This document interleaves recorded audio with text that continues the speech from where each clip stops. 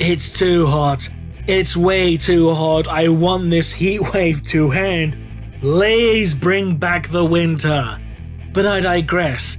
Hello everyone, this is Remlays from 40k Theories, and welcome to the June 2022 edition of the Patreon Q&A sessions. As always, if you would like your questions answered, then click the link in the video description below and help support the channel by becoming a patron. Now let's jump into the questions before I melt. Griffin of Might asks, considering the Legion's culture and mentality, why did the Iron Warriors have the most loyalists of the Traitor Legions? It's mainly due to the fact that the majority of loyalist Iron Warriors were effectively from garrison forces that had been left behind and ignored by the rest of the Legion. This in turn results in them not being corrupted by the influence of chaos which was spreading throughout the other Traitor Legions, and also fostered some degree of spite between the Loyalists and the rest of the Legion who had abandoned them. So a good chunk of these Loyalist Iron Warriors stayed Loyalist purely as a fuck you to Perturabo. Now you did have some Loyalists like, oh god, what's his name? Narek Drager. Because Narek Drager and the forces under his command did actually turn traitor, but then after they realised that the traitors were fucking them over, they turned loyalist again, so effectively they turned traitor then turned traitor against the traitors. Traitorception, if you will. Voice of the Emperor asks, is it possible to kill Drachnien, or is it just too powerful? Well, considering that during the Horus Heresy the Emperor was unable to kill it, in fact he could only just contain it, I would say that at the very least then, it was impossible to kill Drachnien. But in the intervening 10,000 years since, the Emperor's power has continued to grow. So while the Emperor couldn't kill Drachnien then, he could very well kill him now, so I'm gonna chalk this up to maybe. Austin Horner asks, in the novel Luther First of the Fallen, it's shown that the Watchers in the Dark are able to hold people in a state of suspended animation. However, psychically sensitive individuals such as Luther, after his pact with the Chaos Gods, still have a level of cognizance during this time. Due to this, could the Watchers unintentionally be slowly driving the Lion mad, just as Luther was, since all Primarchs are psychically sensitive to some degree? I'm gonna say no purely on the basis that Primarch minds are wired completely different to that of human minds. A Primarch's mental capabilities and cognizance and stuff like that is a completely different level when compared to that of a typical human, so I'm gonna say that no, the Lion isn't being driven mad by the Watchers. With the Dawnblade keeping Commander Farsight young, is it ever stated as to how Commander Shadowsun and Kais the Living Weapon have lived for so long? Even accounting for the two being in stasis between battles, they are quite old by Tau standards. It is literally just that, stasis. It's like cryostasis or something to that effect. But yeah, they are effectively kept in stasis when not needed. I know with Kais the Living Weapon this actually resulted in him being in stasis for 300 years but remaining completely conscious through it, which in turn made him into a complete and total psychopath. Zero Hits asks, we've had some great new reveals for Darktide. With the new information, what are you looking forward to most about the game? I'm not really, to be honest, anymore. There's some other games that have caught my attention more, like Shooter's Blood and Teeth and Bolt Gun. You know, I'm sure Darktide's gonna be a great game, but it's just not been able to hold my attention. Sorry. Brandon A asks, what faction do you like seeing defeated the most? I don't really have a preference for a faction being jobbed out, because if you keep jobbing a faction out, it makes them less of a threat and just turns them into a joke. I mean, everyone feels the same way about the Avatar of Cain. It's like, ooh, the Avatar of Cain, it's meant to be a living embodiment and shard of a god of war. It's meant to be this unstoppable monster, and yet everyone and their dog has beaten the shit out of one. So it's like, it's the Barry Horowitz of, you know, the setting. It's like, it rarely gets a win and it always jobs out, you know? So I don't think any faction should be jobbed out, and I don't really have a preference for seeing a faction jobbed out. Sorry. Can the Black Templars have successor chapters?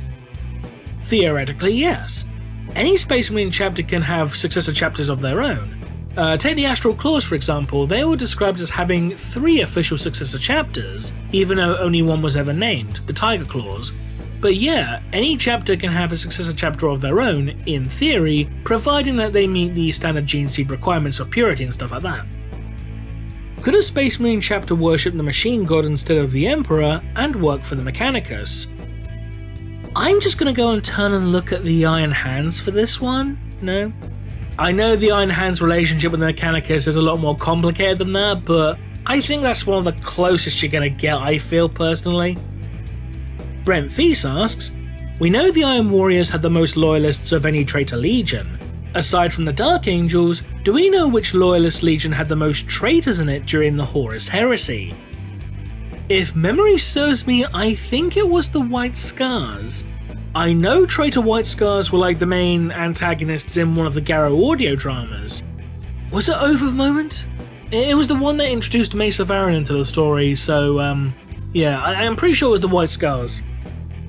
Do you think Exodites will ever be a playable faction, and why? No, I don't, purely because you need to design an entirely new model range and mechanics and stuff like that, and you won't be able to essentially reskin, Eldari vehicles like jet bikes or whatever. You need to design things from scratch like, pterodactyl riders and dino riders and stuff like that. The closest we ever got from what I can recall was in 2nd edition, where you could take Exodite Dragon Knights in your Eldar army. And even then you couldn't have a full army of them because you still needed to take a Farseer and or an Avatar of Cain to lead the army. So, okay, you could have mostly cavalry in your army, but your army's going to be shit. I'm sorry. Were Necron Pariahs completely retconned out of existing, or do they simply just not have tabletop rules anymore? As far as 40k lore is concerned, non-canon by omission is simply not a thing. People said that about Ilian Nastasay, but he came back in 8th edition, albeit as a Farseer as opposed to an Eldar hybrid librarian. Ephrael Stern, who had not been seen since 2nd edition, she came back at the tail end of 8th edition. Brand new novel, brand new model, tabletop rules for once, that kind of thing. I mean, even the Demon Prince Faustspawn, he had not been mentioned since 2nd edition, and he gets a little paragraph dedicated to him in the 8th edition Death Guard Codex, so I'd say, if I had to try and justify it in lore terms, I'd say that the Pariah project was a thing, and it simply fell out of favour with certain Necrons, and that's why you don't see them anymore, because Pariahs have simply become rarer, or something to that effect. And finally, Richard Martin asks, if you could have one traitor seek redemption, who and why? I'd say Azek Araman, purely on the basis that he had the noblest goals of the traitors post-heresy, in that he simply wanted to, restore his legion to living bodies after he fucked up with the rubric. And I feel you could potentially get a redemption arc out of this. Khan's too far gone, he's just a mindless killing machine.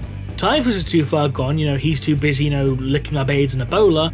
And Lucius is Lucius, so I'd say Araman, or at the very least, for a close second, Fabius Bile as a close second. Given that the Horus Heresy is nearly finished, what has been your favourite fact that was not previously known about until the Horus Heresy started? This is going to be a controversial choice for many, I feel, but personally, I liked it when they introduced the character of Erda. Now, for those of you who are unaware, Erda is the mother of the Primarchs. I like this change that instead of just making the Primarchs, clone sons, they made them just sons, in a way. Like, they have a mother and father, granted they probably didn't know about their mother, but they had a mother and father, there was some friction between the two, a very messy divorce which led to the babies being tossed into deep space. Standard stuff, standard stuff. I know a lot of people don't like Erda and don't like the implications of Erda, and that's totally fine, but personally, I liked her introduction, so yeah, there you go. Is there a piece of 40k fluff that you absolutely hate? Oh yes, more than a piece of fluff I have to say. I hate the fact that they retconned the Exorcist to be an Imperial Fist Successor chapter, because they took a chapter that had an air of mystery about them, like it was a chapter formed in secret by both the Inquisition and the Ecclesiarchy, formed from the gene seed of the Grey Knights to hunt down demons. All this really interesting stuff about them, and then turned them into the blandest, most boring Imperial Fist Successor chapter ever created. The only chapter more generically Imperial Fist than them are the Crimson Fists. I'm sorry, Crimson Fist fanboys, but you are a generic Imperial Fist Successor chapter. Let's be bloody honest. I hate the existence of Gendor Scrivark. He is one of the worst characters ever written in the lore. Yeah, I could make an entire video about this, and you know what? One day I might even do so. So yeah, that'll just be a little taster of things to come, shall we say. And that concludes this edition of the Patreon Q&A sessions. As always, if you would like your questions answered, then click the link in the video description below and help support the channel by becoming a patron. Until next time, this has been Remlights from 40k Theories, and it's still way too bloody hot. So, yeah, stay hydrated everyone.